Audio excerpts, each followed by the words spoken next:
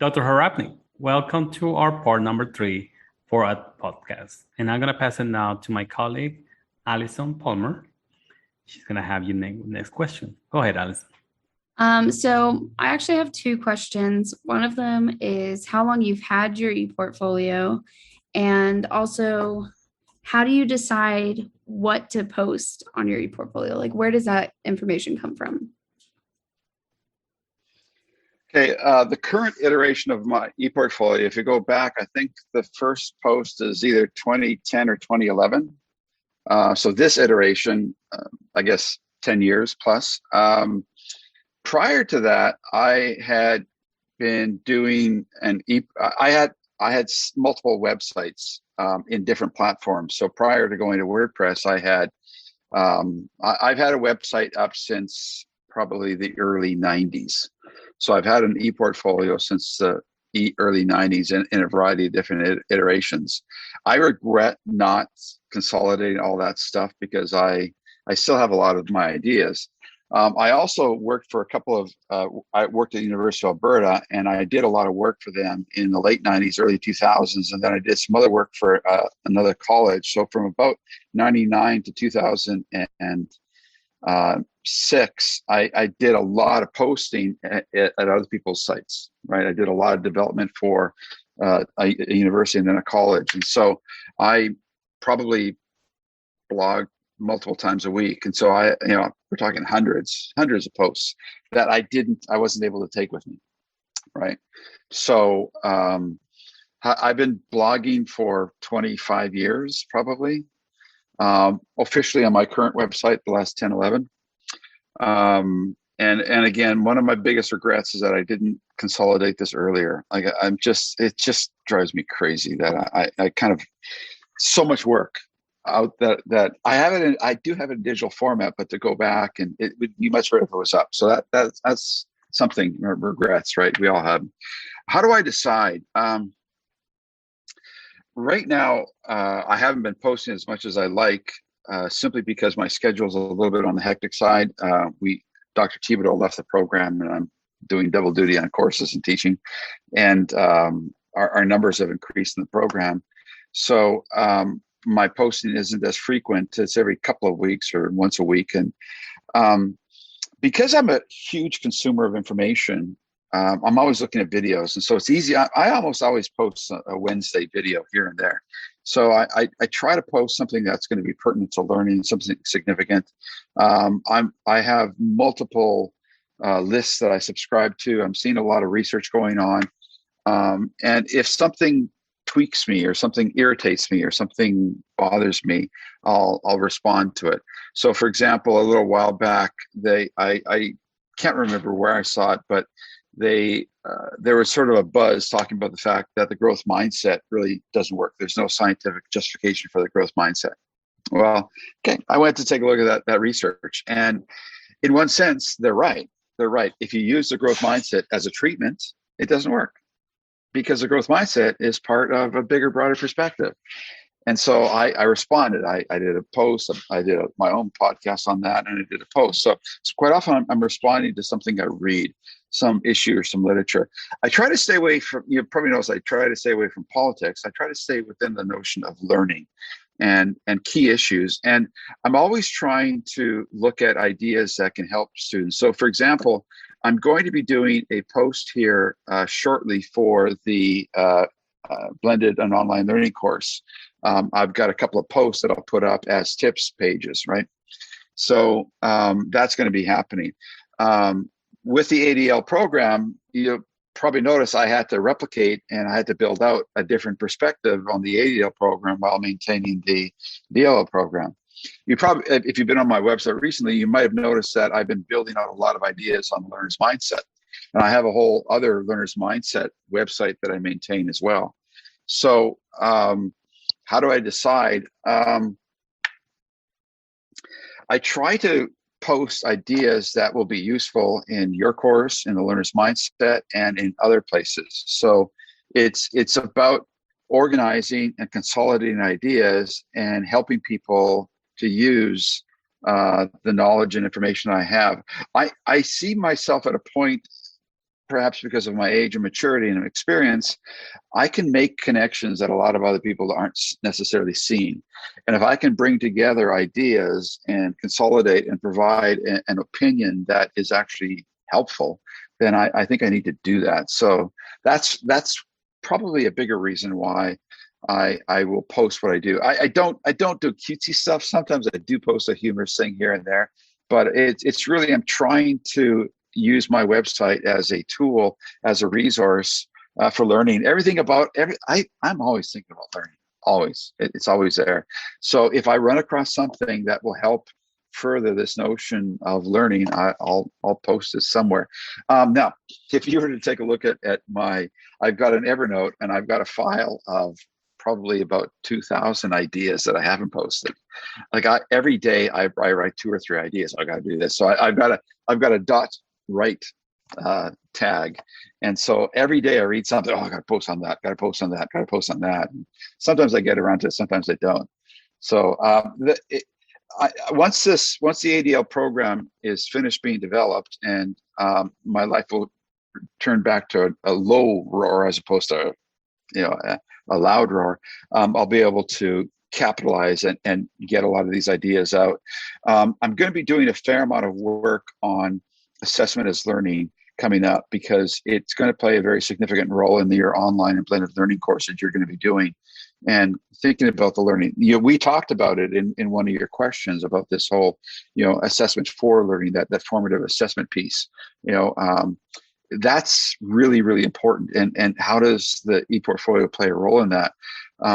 If there is one thing that I think I need to spend more time on helping students get good at, is that become self-evaluators, right? And being able to look at that and do that self-assessment and go through that decision-making process. And so I'm seeing needs.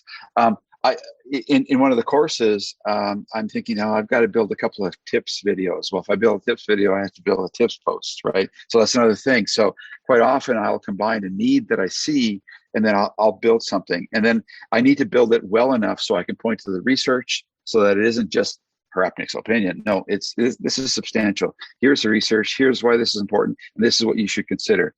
So it goes back to my passion of wanting to help people be more effective at learning. So that's how I make the decision, I think. Whew, that took me a long time to get there, didn't it? Does that help? No. Yeah, that did help. I wanted to ask, because looking at my own ePortfolio, I'm kind of torn between, like, a lot of blogs that I see teachers have.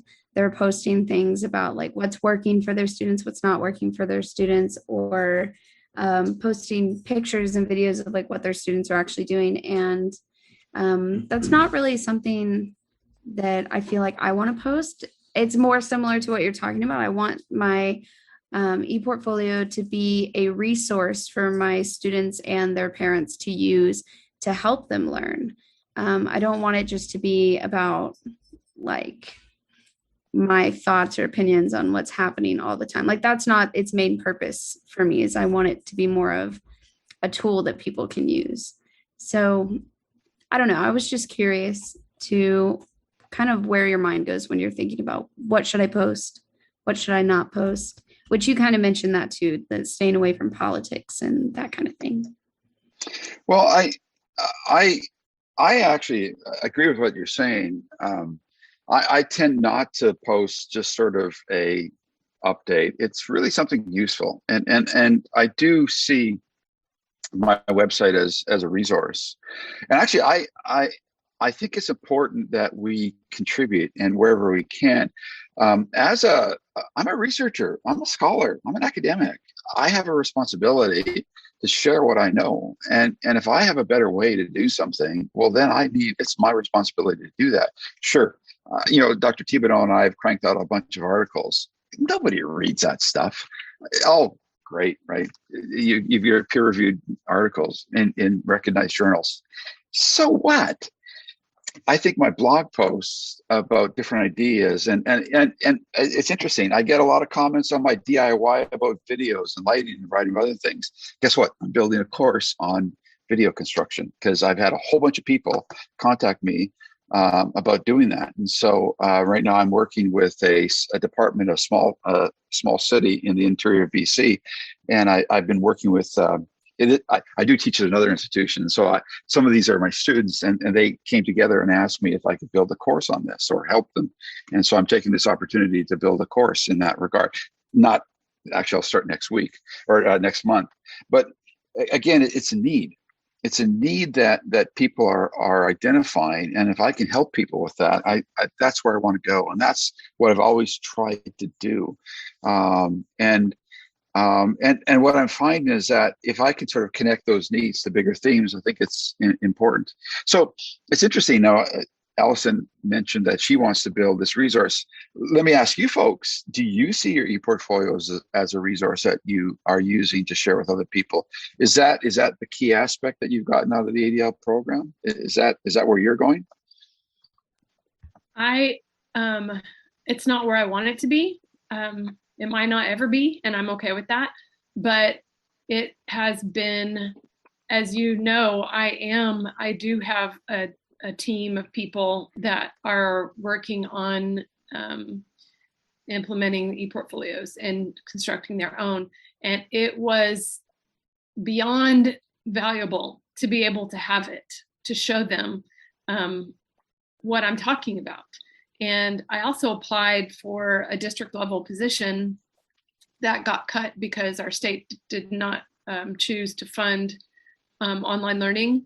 But I was able to apply to that position, and everybody that would have interviewed me are now curious. Like, they saw the language that they're using already on my ePortfolio, and they know that it's language that I'm using because they're reading it. Like, they to answer the question of who am I, they know who I am just because I had it. And I'm truly blown away by the value that it added to my initiative, but also to me personally. And it's definitely here to stay. It'll change because it's not what it should be. Really right now it's for this course. But I have tweaked it and added to it beyond the course's requirements, and I'll continue to do that. I would say the same thing, Dr. H. I mean, I use my website, my ePortfolio, as part of what we use for our in-service weeks when teachers come back. And of course, we have a week where the leaders come, before the teachers. This year was a matter of like, okay, so we've been doing this every year. So what do we do? What is the agenda when the teachers come in? And I was like, we can start talking about growth mindset. A lot of people were just talking about, no, we need to go over, Canvas, and they need to learn this. But if they're not open to it, how do you want them to change? How you want them to be invested in? So at the end, they say, okay, what do you have? Well, I have this website. We might want to follow. I have some of the questions that, I've been using and Dr. Harapnuik has asking me to think about. And that's what I use with my leaders. And they replicate that with their teachers. They refer to my website. So it was really powerful. It really gave us the focus of the year, which, after the third, now we're meeting, my principal was like, okay, growth mindset. Yes, this is the year of growth mindset. Yeah. Yes. And I was like, yeah, I'm so glad. It was, I don't know if it was meant to be or like it was the right timing, but there was nothing that they could have said that we needed to work on that I didn't have to say, if there's not a growth mindset, it's not going to work. We're just going to do the same thing, professional development every year, push them to do this, and they're not going to go through. They're not going to follow through. They're going to be disencouraged. They're going to have, they're going to feel that, it's not working because they don't really understand the why. So it was just going back to all those pieces that you have in the website. So yes, thank you for that. You did save us a lot of work. Cool.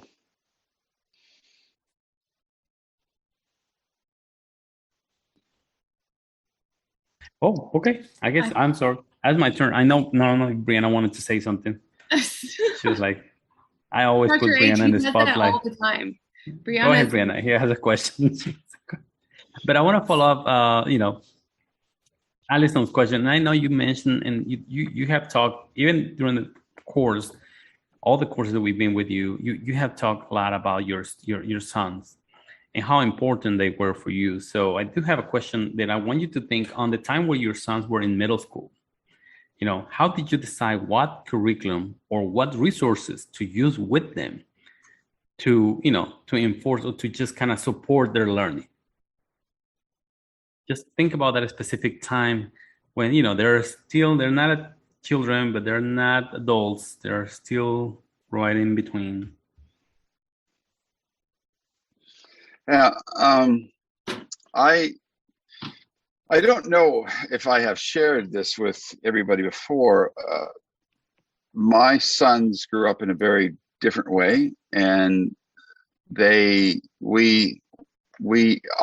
educated them in an alternative fashion. And so some people would call it unschooling, some people would call it homeschooling. So when they were in middle school, we were living in a small city in southern Alberta, and we had friends. They had two friends that are very close age who were in school, and we had connected with that school, and they did some phys ed, they did some general assemblies, they did a lot of the sort of corporate social things with the school. But in terms of the education, the curriculum, it was something that my wife and I took care of.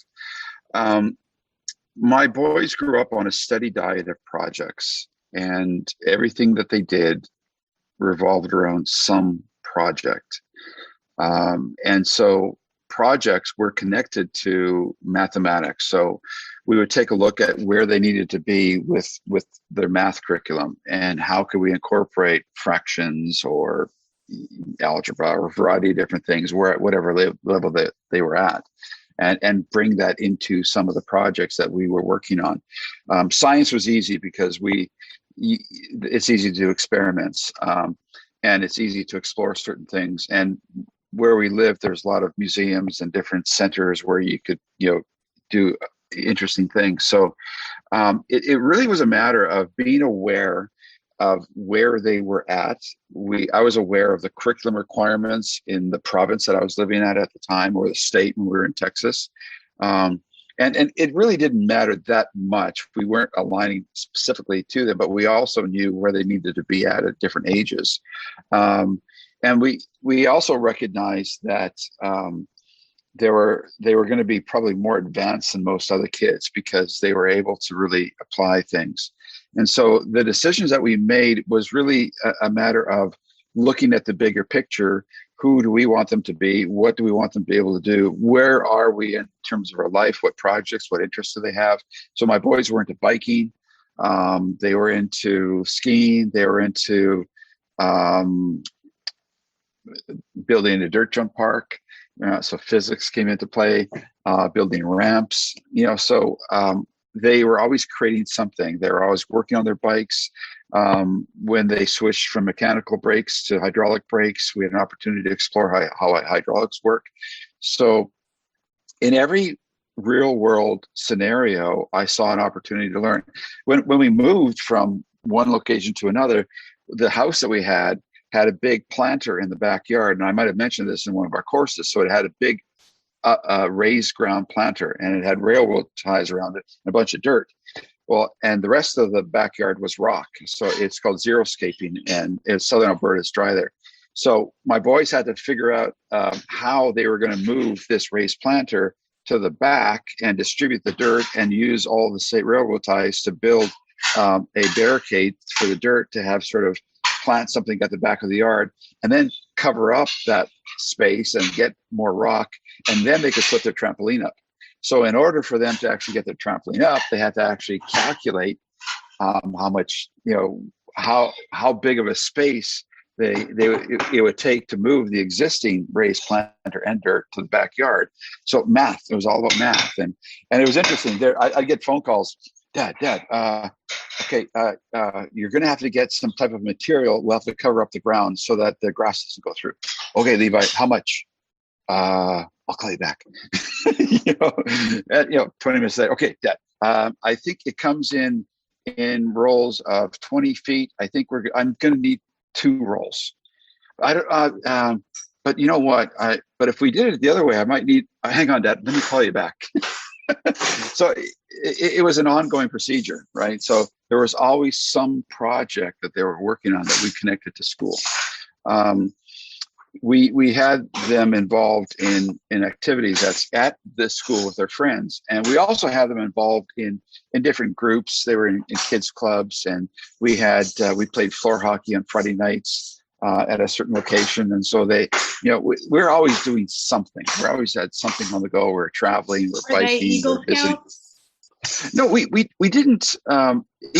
Scouting wasn't as popular. I've always wondered about that. Oh, okay. Well, so the Eagle behind me, they volunteered at a Birds of Prey center. So in southern Alberta, there's actually it's renowned in Canada as a center where they work with birds of prey who are injured. And so that eagle is an eagle that my boys got to work with when they had the birds. So they volunteered there. They feed the birds. They cleaned out pens. They actually got to fly a hawk. And that eagle is one of the eagles that was at the Birds of Prey Center. And so they did photography. They documented their lives. They put everything in ePortfolios. So the selection of the curriculum, I know it's a long explanation here, was really a matter of coordinating what activities in the real world were happening and making it fit and mapping it to science or math. Or English is easy. So we're always reading books and so that part was easy. The science and math was a little bit more work in terms of coordinating it to curriculum. Does that help? Yeah, definitely. That's something that does really help. I don't know. I'm picking up some sound. Do you guys are hearing the same thing? There was a sound. Okay. I think it's gone. That leads to my last question about your sons constructing their own ePortfolios. I was wondering, just curious, when you started them doing that formally, and didn't you really want to just tell them how to do it? Like in some cases as a parent, I know they have to figure it out, but it's hard not to share like what I've learned. So did you really not tell them to do it a certain way? You let them figure it all out? Well, it was actually a lot more work to build an ePortfolio when they were younger. WordPress was not around.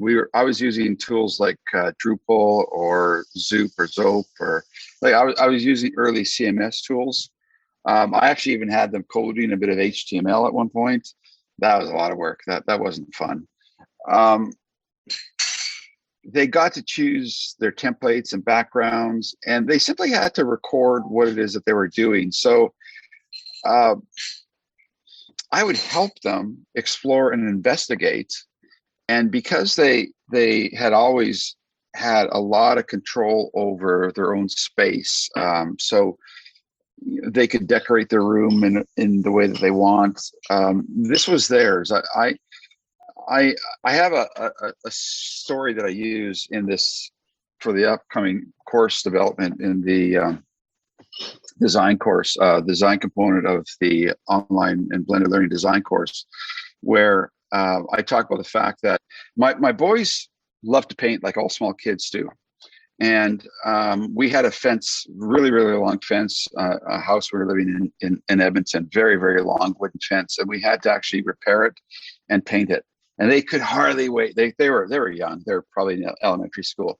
They could hardly wait to get paint on that fence. Like this was going to be a blast, paint flowing everywhere. It was going to be just amazing.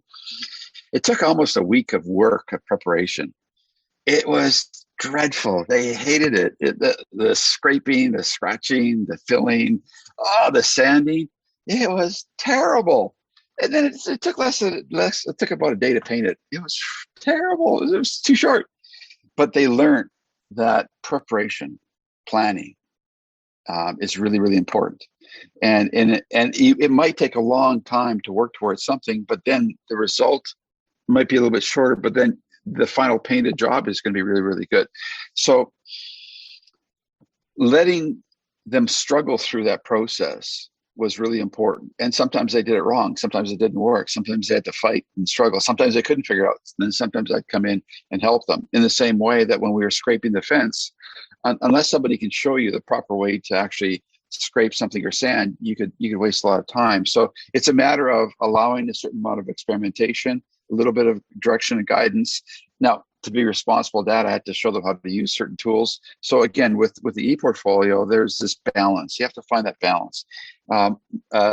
Levi was a little bit older than his younger brother, a little bit more proficient, but they were both willing to explore and to experiment. And because they could do it themselves, they each had very unique sites. And then down the road, when we switched into WordPress, we were in Texas, they really had a fair amount of fun. And in Texas, Levi's ePortfolio really came into being because he documented a lot of stuff, and it was all him. They did everything. Now, I've had to move ePortfolio, so I had to help them with some of the administration. But for the most part, I let them explore and experiment. I pointed to different tools, but they did that. In one sense, how was your experience in exploring and experimenting with a different ePortfolio? So, Brianna, you're still wondering, maybe I should have gone to WordPress, but this will work, right? So, how do you feel about me letting go? I'm making the best of it. It definitely feels like the parent-child situation, because it's kind of like, to be fair, you told us to kind of lean towards WordPress, even though you gave us the option. And I said, no, I'm going to do it this way. And I did, and I'm doing the best that I can with it. And I feel like it's the best that it can be, but it can be better. But I'm limited to that with Wix. Now, that's nobody's fault. And I feel like it looks good, but it could be better. But the amount of time that it would take to do that, I just don't have at the moment. Which, again, it's kind of like, well, I told you so, but it's too late for that. But I see that, and I don't think I had to learn that the hard way, because I knew Wix and I knew how to do it. And granted, the mechanics are easier. It has limited me in just my development. I always think, like, if I would be using WordPress right now, do you know how amazing this would look? But one day it will. Just not today. Brianna, I feel the same way, because I started with Wix because I had done it before. I knew how it worked, and it was really easy to keep it like aesthetically the same, which was really important to me, that it matched, what I wanted it to look like. And then switching over to WordPress, when Pedro talked me into it, took forever to figure it out, forever to move everything over. Like, it just took forever. And then it was hard because it didn't match what I had on Wix. Like, I couldn't do the same things. And so it was a struggle to kind of find the aesthetic that I wanted in this new format. But now I don't think I could ever go back to Wix, because WordPress, you have so much freedom with it. But it was rough. So I feel you. It was definitely, you had to learn that the hard way. I learned it the hard way, and I was like, man, I should have listened to the beginning, but oh well. Yeah, I should have taken the time then, and it would have shown now, but I didn't, and it is what it is. But yeah, I realize that now. And these experiences stays with us, and they are gonna be those comments or that experience you're going to share with people is going to start. So, you still want to give them the option, but let them know, this is what you could, face if you go this route. And this is, at the end, is still your option. We don't know if somebody might do something that we didn't thought about is possible. But at least I think I didn't do none of what you guys did, but I already have your experience as it would be mine. So that is, my takeaway. Well, Dr. Oh, go ahead. Well, this is interesting, and this is where our conversation comes into play. There are times I actually struggle, when I hear this, maybe I should force people to use WordPress, or force people to go in a certain direction, or be encouraged more forcefully or more strongly encourage people to use something. But when I hear you say, well, it is a lesson to learn, I'm going to take away from it. I've actually rebuilt my website multiple times, and every time I do it, I build it better, and I learn from it. And sometimes you just have to learn it this way. And as my boys get older, and as I work with more and more people, and as somebody who mentors a lot of people, the more I think about how important it is for people to learn those life lessons, regardless of the discomfort. Sometimes it just has to be that way. So, but listen, I still struggle. I do. I hate hearing, oh, I wish I would have. What do you think? Should I have? Well, I think it was more? a lot of change, because it was like, you're asking me that I'm now, I actually have to learn. You're not, you're the guide, you're actually not the teacher, or you don't have the answers. You're asking me to do this platform that I've never done, and it's crazy hard. And you're asking me, like, in my head, it was so many changes that I needed to find something or a comfort. I knew Wix was like, that was something I knew. So it wasn't so much that I realized, like, I should have just done it then. And like I said, I feel like it would have been a million times better than what it is now. But Brianna, the fact that you can see that and learn that about yourself is valuable. So it's kind of like the people that make those choices need to make those choices, and they have to go through that, like, chrysalis process. Right. And I wouldn't have if he had not enabled us or given us the option to go through that process. So definitely, like that whole experience, starting on Wix and then coming to the realization now that WordPress is just, and it was hard to learn, but it's an easier format now to update and use. I don't think I would have appreciated it as much or learned as much if it was just required to start on WordPress. Yeah. Like, I have a better understanding and appreciation of what WordPress offers now compared to Wix. Because you have the comparison. Mm-hmm. And again, to be fair, you did say, like, you did tell us probably use this. It was me, or, I think you pushed it enough. It was still my choice. I still was the one that said, I know what he said, but I know myself better. And so I don't think it was a you thing, or I think you pushing it on me wouldn't have made me realize that. Not at all. I think so. Part of the learning process. Cool. Mm-hmm. But to wrap up, my last question is there a minimum age you would recommend beginning an ePortfolio? And I think you know why I'm asking. I think we've had a little bit of this conversation with kindergartners. Yeah, this is something that I have thought a fair amount about. My boys really didn't get going ePortfolios until probably, I guess grade 3, 4-ish. So what would that age be? 7, 8, something around that. Okay, so 7, 8. So we're talking, yeah. So okay, 2, 3. And also, I'm going back. The technology wasn't as sophisticated as it is now. I would get them started as soon as possible. But the challenge you're going to face is that tools like Seesaw, and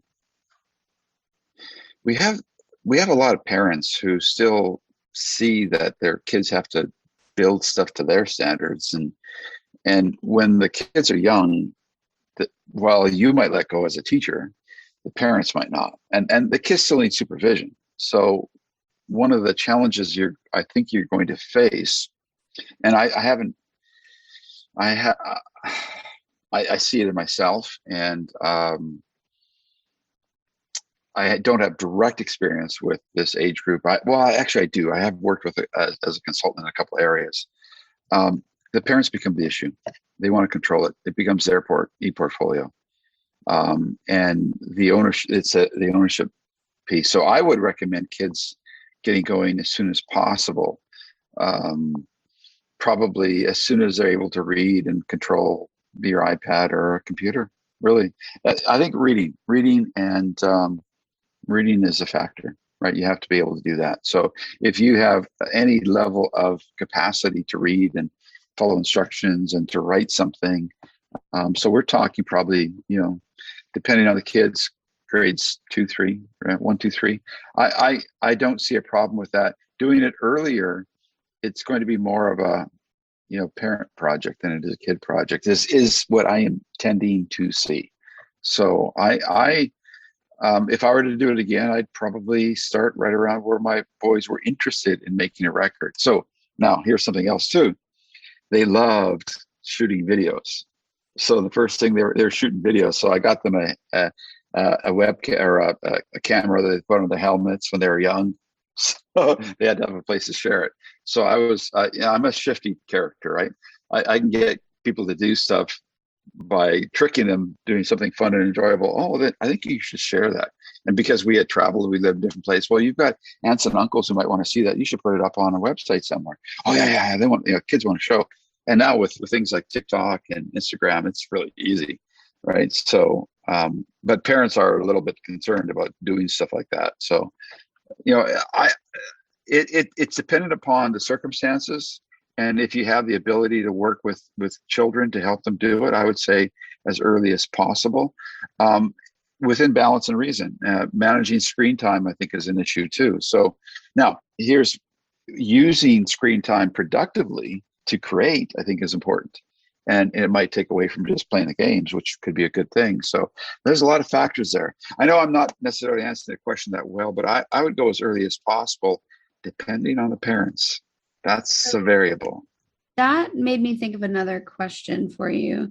Do you think that the ePortfolio in like kindergarten, first grade, second grade, because I've thought about this too, is like what age would it be useful for? But do you think for those lower ages that it could look differently? So maybe a student isn't able to read or write yet because they're in kindergarten, but they can definitely tell you a story. They can talk to you. You could record them talking to you about an experience or something, a project, and you as the teacher or the parent could document that onto like a Google Drive or a really simple version of what could eventually become an ePortfolio. So you still have the documentation of those authentic experiences, but it's not necessarily the student creating the ePortfolio part of it yet, like the website. It's the artifacts. Yeah. And a lot of sorry, go ahead. I was going to say, I think collecting and organizing the artifacts is important. What I know from personal experience, unless you work with them right away, they get old quickly and they just end up becoming in the digital dustbin or the digital shelf. So one of the challenges you face is that because it's so easy to store digital stuff, I've got a drawer of hard drives worth of pictures and stuff that my boys did that they didn't do anything meaningful with it. So it's there, but boy, what a pain to go through and try to find stuff, and then there'll be a conversation. Do you remember when we did this? Oh, how are we going to find that? Oh, right. We're analog. Well, let's just go to the photo album. Flip, right? But with digital, there's so much. So one of the challenges that you face is that unless you work with the artifact, it can hit that sort of digital dustbin storage space that never gets viewed. So that's a challenge. And I know that with, think about your pictures you take on your camera, right? The thousands of pictures you haven't done anything with. Thousands.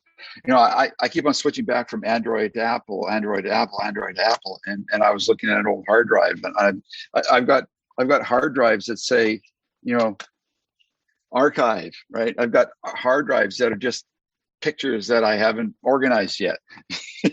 So that's a challenge you're going to face, right? So yeah. just because we can. It's so easy to collect, but I think it's a curation part that's the important part. So sometimes less is more. Having that meaning behind it. Does that? And sorry, Colby, you were going to comment. I don't know if I started up before you were able to finish. No, she said she was good. Okay. Well, Dr. H, we want to really thank you for being flexible, so supportive, and to, take time of your, from your family time to just spend it with us and just give us a better understanding of where we are, what can we do, and kind of just share your experience with us. We really appreciate it. Yes, thank you. Absolutely. We miss being in your class every week. Well, I was really looking forward to this, and I'm excited to be able to help. And I'm thinking back. Oh, I talked too much. I should ask them more questions because it's supposed to be interactive. But you asked such good questions, and so I'm excited to share. I'm excited to see what you're going to do with this activity and what you're going to do when you move forward. This type of a dialogue, I think, is really, really important, and I'm excited. This is kind of what you do on a regular basis, isn't it? You get together, you talk, hash out ideas, and this is so much fun. Like for my students, like if I had them come up with questions and had them like a homework assignment, Zoom these 3 people, ask these questions, and then come back and let's reflect on your homework. So it's kind of a flipped idea, but I'm trusting them. Maybe I should be a part of it. Maybe I don't want them Zooming by themselves, but it's been a good time. I've learned a lot. It makes We're gonna me get there. What my students would choose to ask me. Like if I gave them that opportunity to come up with questions, like I wonder what they would ask. Something we need to think about. Yeah. But we, Dr. H, just to do a closure, we are going to split this in those 3 segments. So they're going to be 3 audios, and we're going to put it in podcast. And I'm going to, with the help of our video producer, Brianna, we're going to edit the video on some of the parts and just kind of make a consistent video. So we're going to have also the option of the whole video or the 3 podcasts. And I bet you they can send all of it to you, so you can use yes. what you'd like. Well, Yeah, I suggest I would break it into 3 separate parts so that it isn't one. And that way, there's different chunks and have different titles and stuff like that. So I wouldn't mind using some of it. And I'll get your. I have a learner's mindset discussion. This would fit into my format, and I wouldn't edit it at all. I'd use the 3 chunks, and I would say I got permission from you folks to include it, and I would offer it. So other than the breaks, I wouldn't edit stuff. This is real. This was live. This was good. This is fun. I'm excited for what you folks are doing. I really want to hear how you're going to do this in the classroom. That's a good idea. Now, what I've seen people do, I've encouraged people to do this, and I actually worked with some people in undergrads. I had a history professor. This is the first time I did it. It was back, I guess, in 2008. The first time I recommended it. He didn't want to really go online. He didn't see the benefit. He didn't see the benefit of digital stuff, and he was the traditional lecturer. And but he had a complaint, and that was that he found that a lot of his students just didn't see the value of history, and he was a history professor, and there was so much history all around him, and history up and down the street. You have history in the old age home, and how am I going to bring the old age home into my classroom?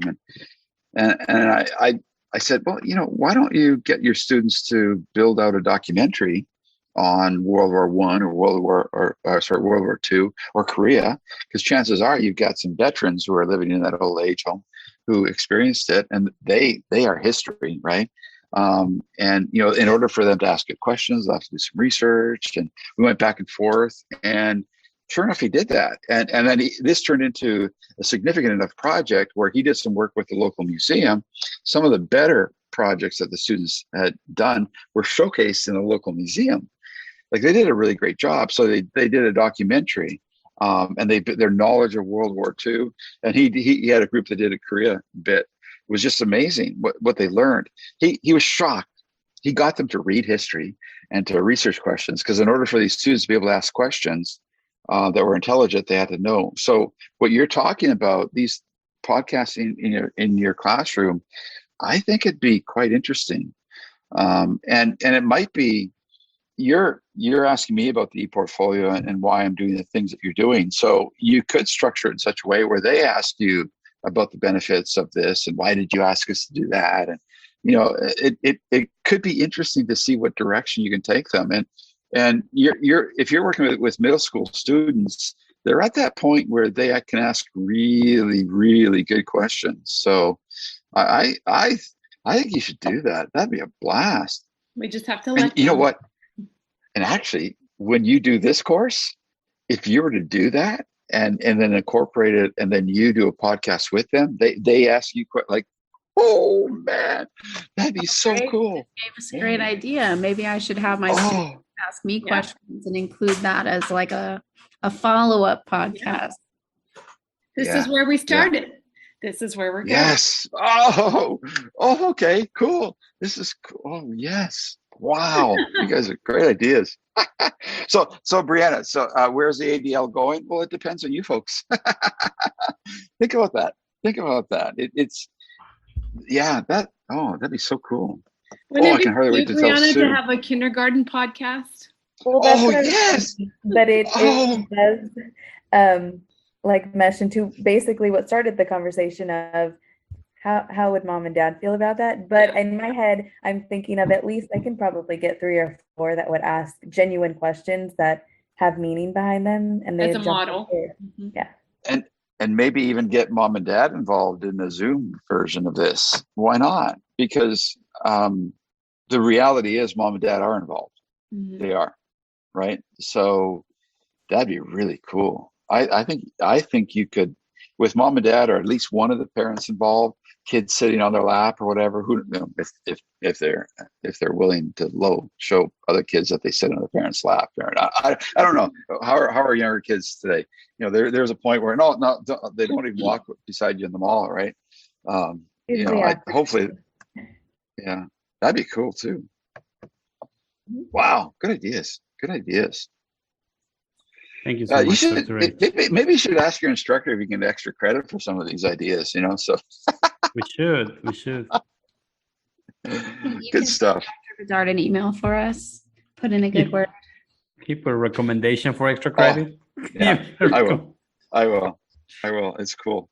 I can hardly wait to see what you do. This is going to be so good. So good. Thank you so much. Thank you for asking me these questions. And I think this was wonderful. Looking forward to see what you do with this and what we do next.